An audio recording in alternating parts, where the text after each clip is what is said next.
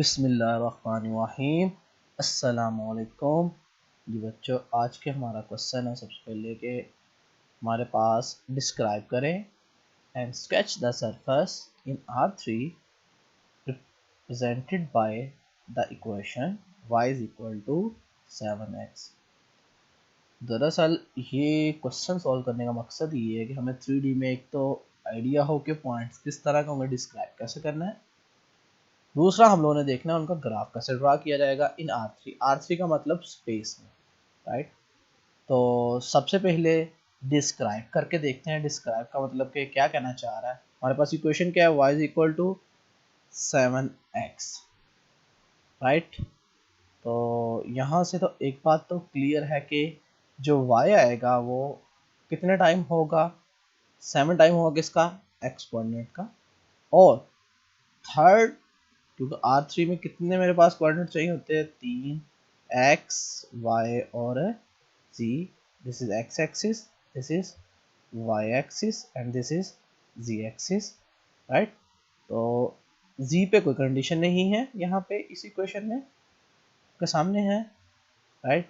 और किसमें कंडीशन है, y is equal to 7x। तो अगर डिस्क्राइब करें कि इस कि क्या चीज़ बनती है तो पॉइंट्स कैसे होंगे।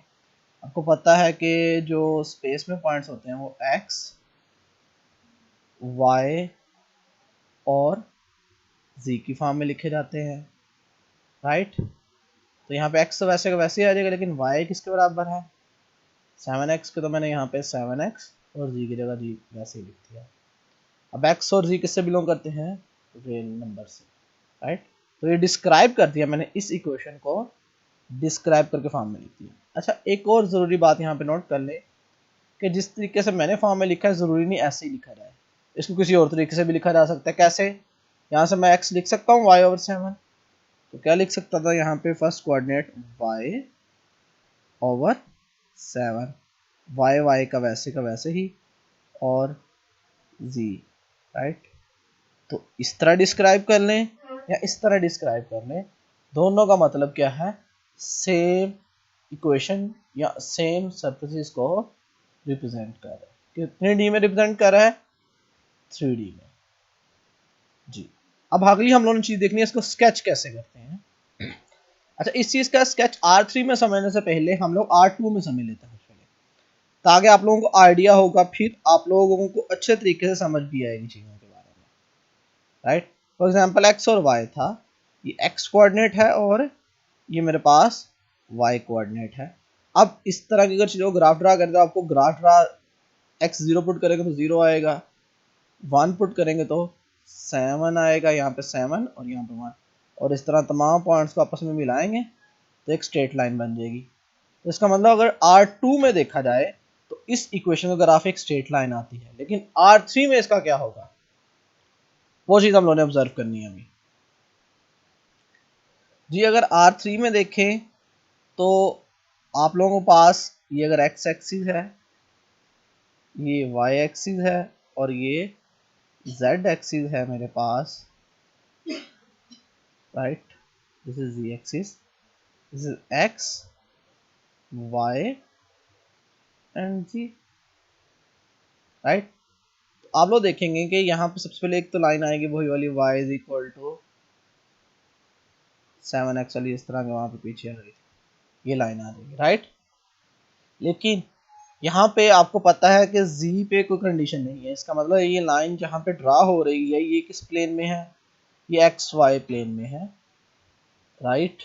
जब z 1 होगा इसका मतलब यही लाइन कहाँ पे ड्रा हो जाएगी, 1 पे ड्रा हो जाएगी। z 1/2 होगा तो यही लाइन कहाँ पे ड्रा हो जाएगी, 1/2 पे, लाइक सोन चलता जाएगा। इट मीन्स दैट अगर देखा जाए तो एग्जैक्टली क्या बन जाएगा, ये एक प्लेन बन जाएगा। क्या बन जाएगा यहाँ पे, एक प्लेन, लाइक ये एक ऐसा प्लेन इस तरह बन जाएगा, राइट।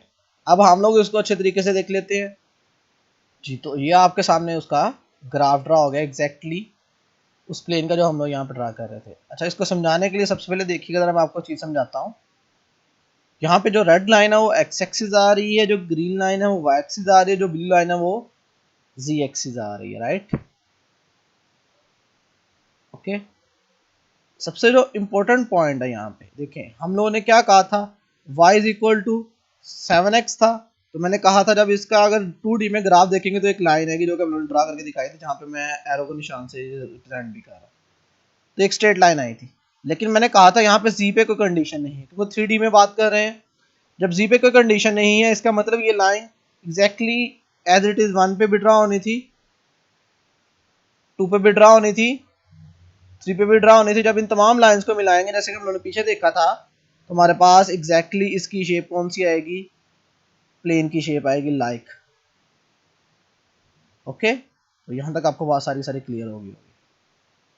ये रेड और ग्रीन लाइन से मिलकर जो बन रहा है इसको प्लेन कहते हैं एक्स वाई प्लेन, राइट।